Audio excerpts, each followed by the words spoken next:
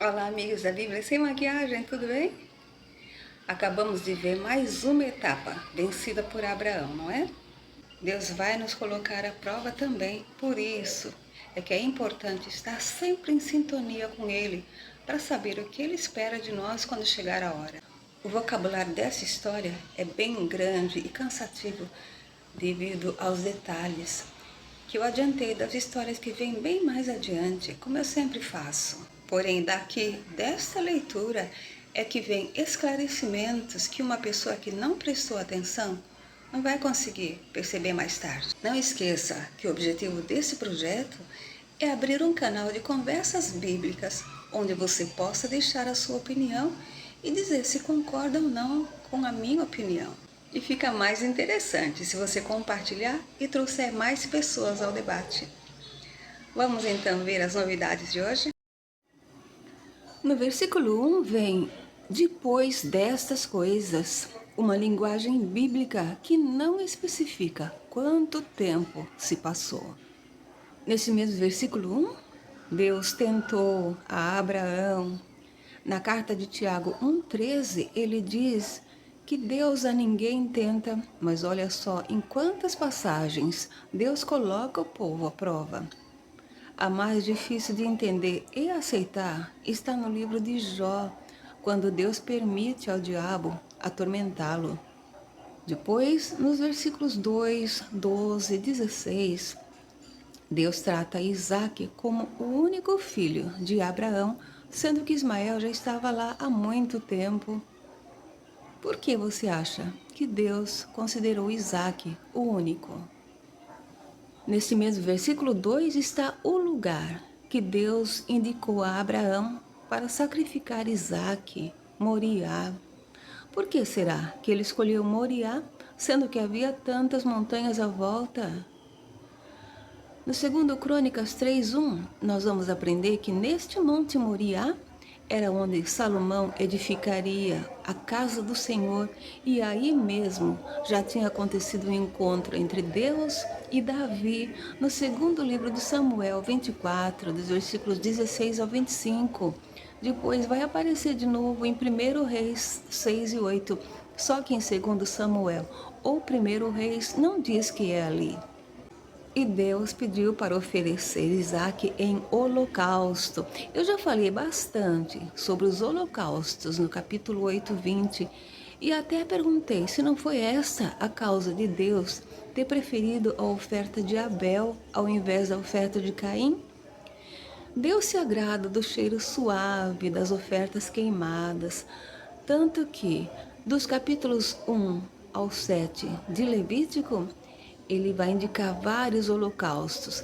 Agora veja em 2 Reis, capítulo 3, 27, como não era raro os pais oferecerem seus filhos em sacrifício aos seus deuses. E se você quiser gastar um pouquinho da sua massa cinzenta, dá uma comparada no que diz Jeremias 7,31 e Ezequiel 20, versículos 25 e 26. Depois você me conta como entendeu. Seguindo ainda, no versículo 2, eu destaquei mais uma vez uma das montanhas, já que existiam tantas. Eu já as apresentei no capítulo 19 e 30 e estamos revendo agora. Deus gosta de se apresentar nos montes, nas montanhas, por isso é que em 1 Reis 20, versículos 23 e 28, os sírios pensaram que venceriam se fizessem guerra nos campos rasos, mas se enganaram. Deus disse: para que saibam que eu sou o Senhor. Encerramos o versículo 2 com Deus apontando o lugar que Abraão deveria cumprir seu compromisso. Bem que a gente queria que ele se apresentasse assim para nós, não é mesmo? Mas quem merece? E só para não esquecer, mais dois repetecos, a partir do versículo 3. Levantar, levantar os olhos e ver. Lembra que agora mesmo tinha uma fonte de água e Agar não tinha visto? No capítulo 21, 19? Às vezes as coisas estão na nossa cara e a gente não vê. Está distraído. e com relação ao período do dia pela manhã, de madrugada, que é o momento ideal para tomar decisões importantes. Eu venho falando nisso desde o capítulo 19. A seguir, neste mesmo versículo 3, vem albardar. E pelo jeito, albardaram o jumento, mas foram a pé. Na história de Jacó, neto de Abraão, no capítulo 31, 34, uma das mulheres dele coloca o produto do seu furto na albarda do camelo e senta sobre ele.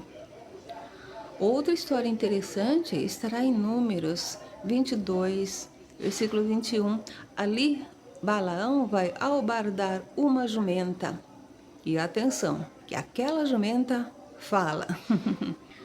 Desde o capítulo 12, 16, eu já venho anotando a importância do jumento ao longo da Bíblia.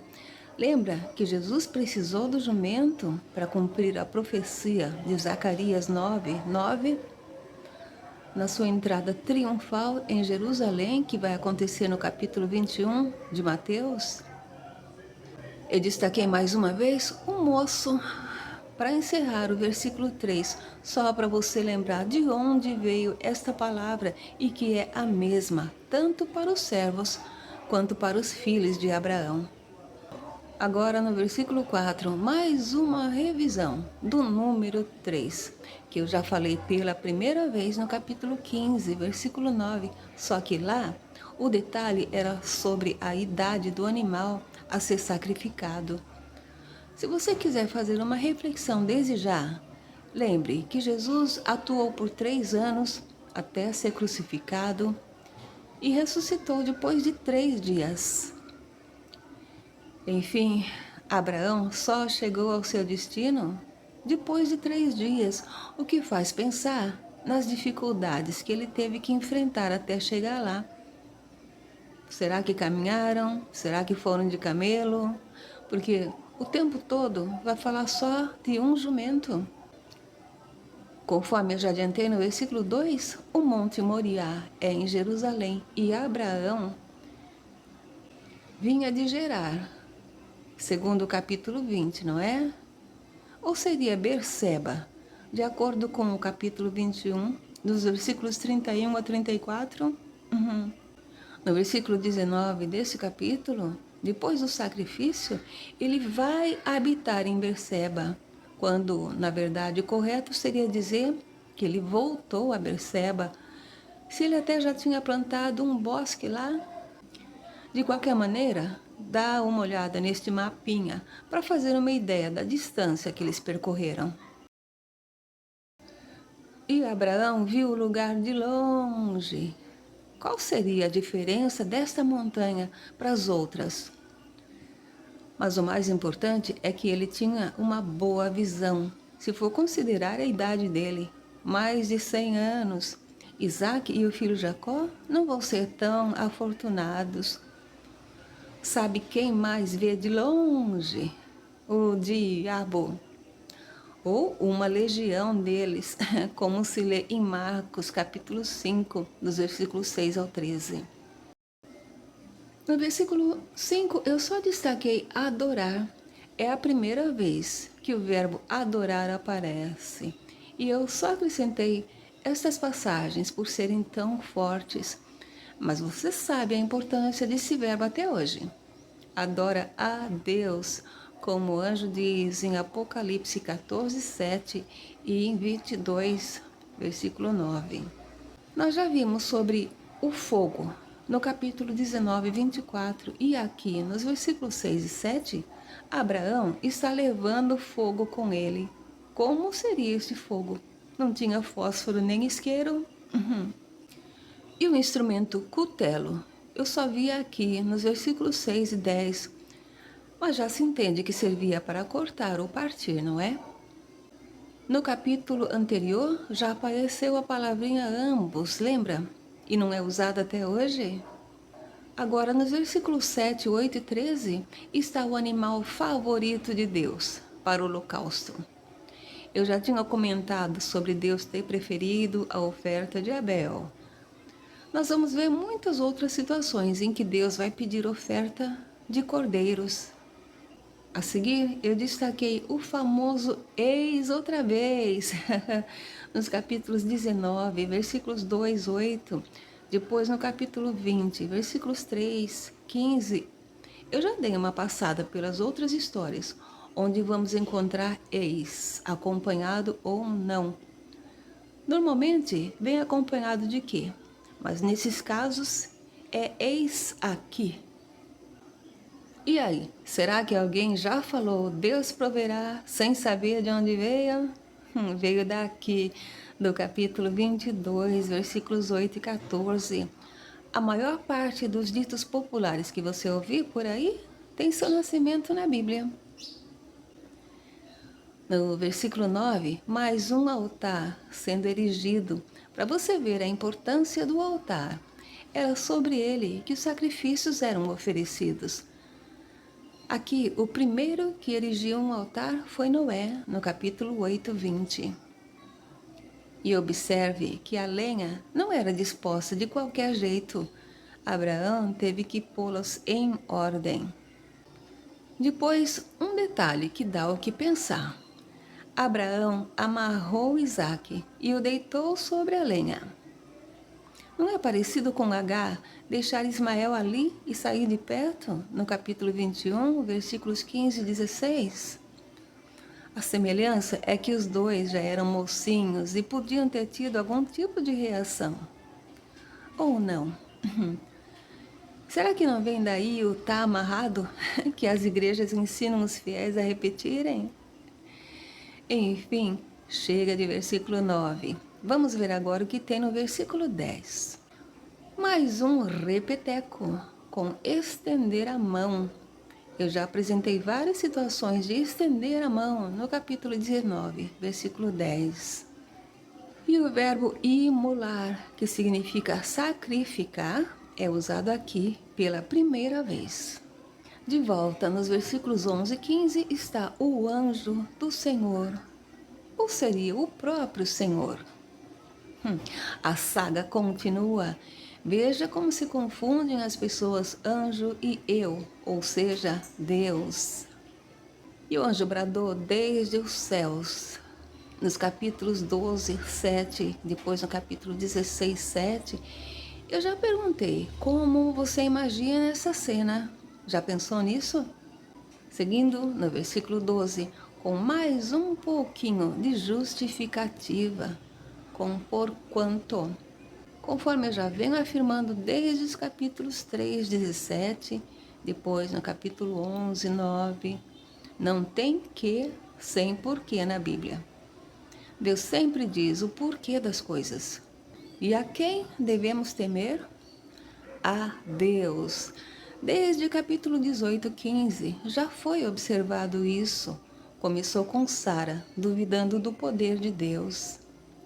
Então, a conclusão, somando-se esse versículo 12 com o versículo 5, é temer e adorar a Deus. E essa palavrinha negativa agora, hein? Negar.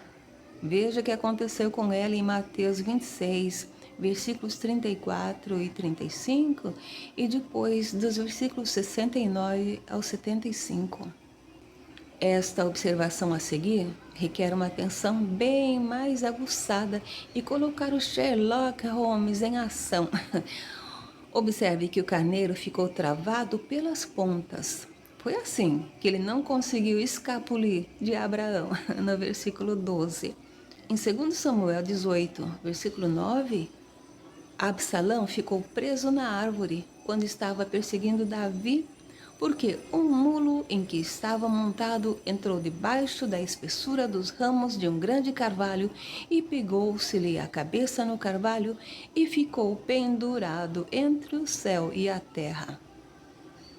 Neste mesmo 2 Samuel 14, versículo 26, lê-se que quando ele tosquiava sua cabeça no final de cada ano, porquanto muito lhe pesava, o cabelo pesava 200 ciclos, o que é muito se for considerar que o ciclo equivale a este valor que eu tenho aí na tabelinha.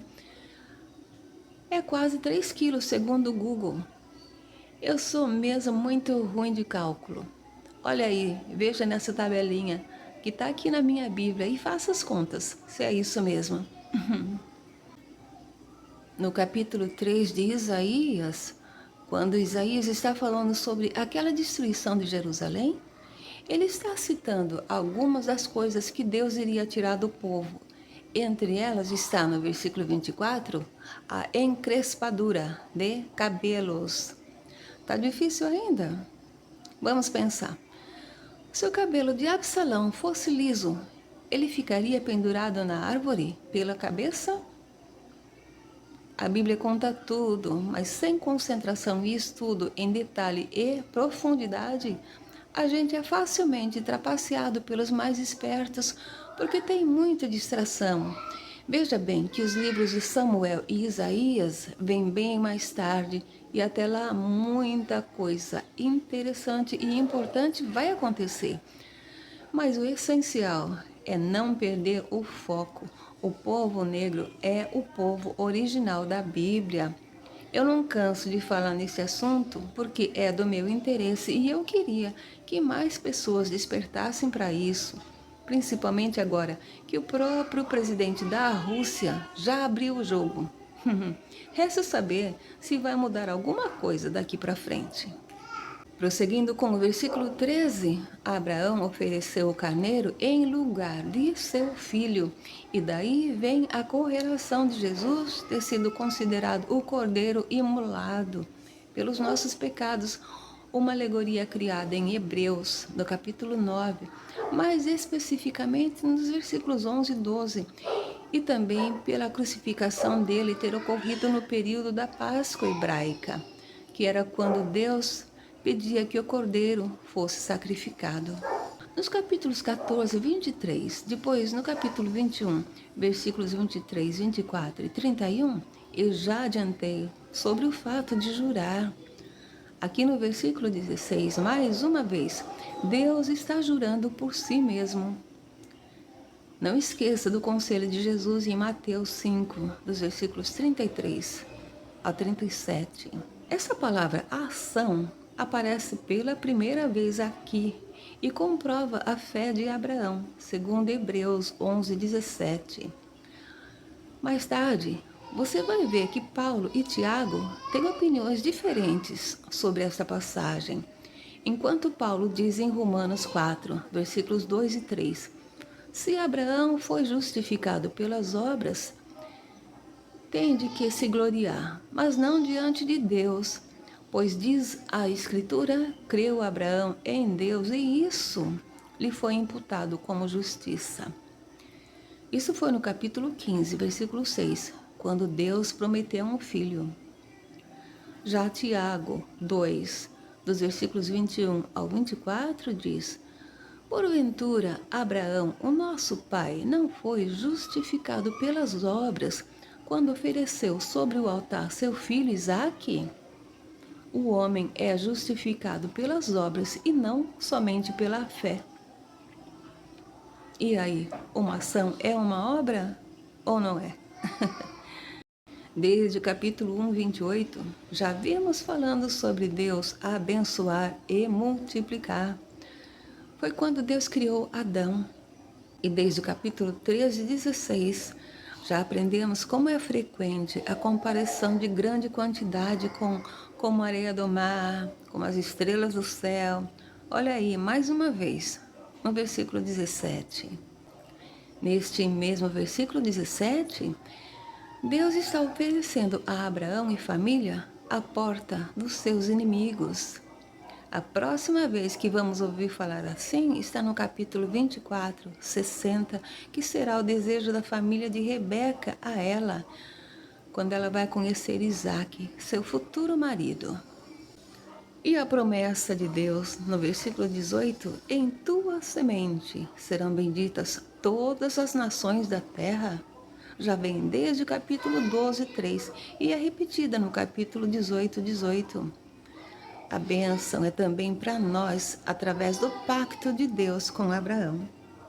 No versículo 18 ainda, uma coisa difícil, obedecer à voz do Senhor. no capítulo 6 de Deuteronômio, Moisés diz claramente a finalidade da lei: obediência. Em Levítico 25:18, Deus diz a Moisés o propósito de aprender, guardar e obedecer os mandamentos para habitarmos seguros na terra. Mas quem consegue obedecer? No versículo 19, voltamos a Berseba, a cidade que vai e volta. Mas como eu já disse no capítulo 21, vou entrar em mais detalhes no capítulo 26, quando o nascimento de Berseba acontecerá pela última vez.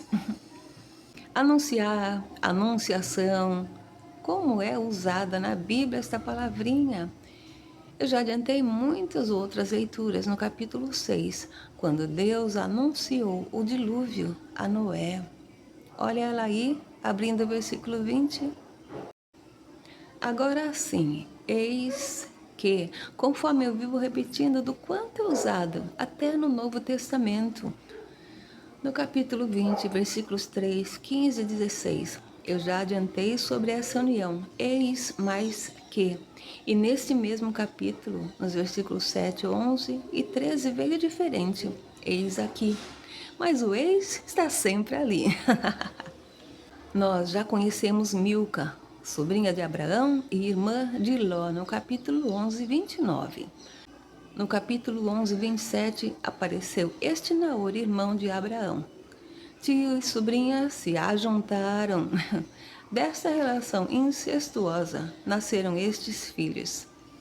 Uz, do versículo 21, tem correspondente no capítulo 10, 23. E Jó, no capítulo 1, versículo 1.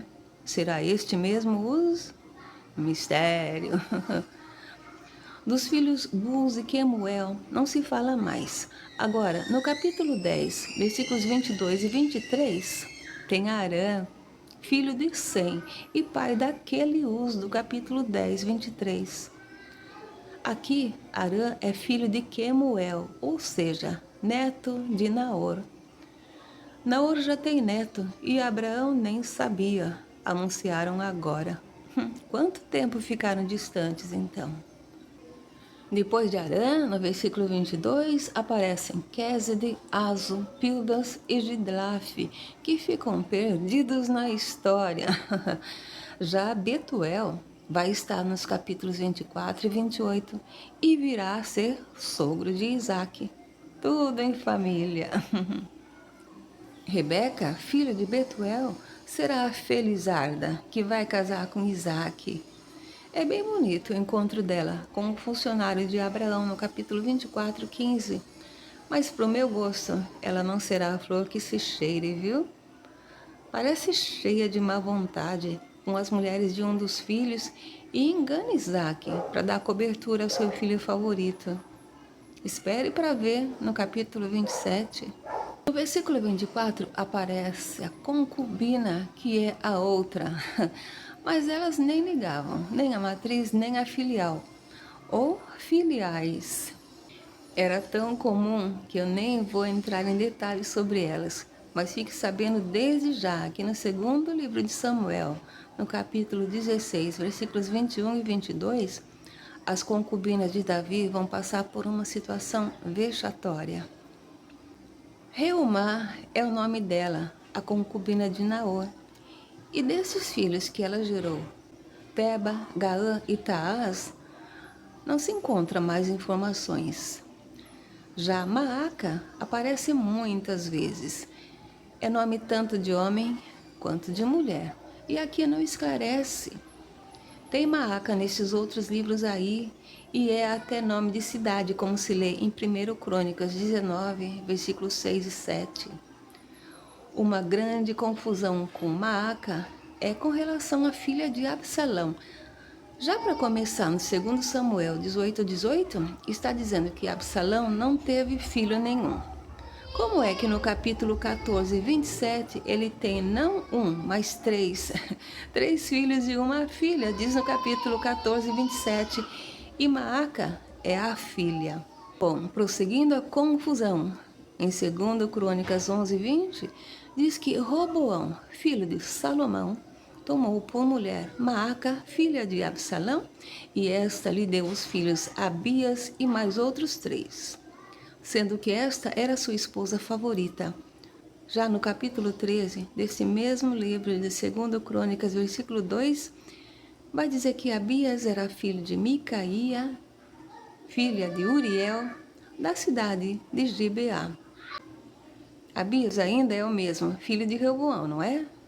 Então, eu vim para confundir e não para explicar. Era o Chacrinha que dizia.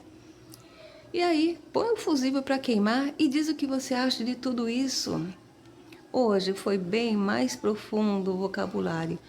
E uma pessoa que se cansa depressa perde o ânimo para continuar estudando, mas não faça isso. Cada coisa seu tempo e cada um também leva seu tempo para digerir tanta informação. O mais importante é perseverar, porque Jesus disse em Mateus 24:13, aquele que perseverar até o fim será salvo. A Bíblia Sem Maquiagem volta em breve para mais uma leitura. É o adeus de Sara no capítulo 23. Até lá!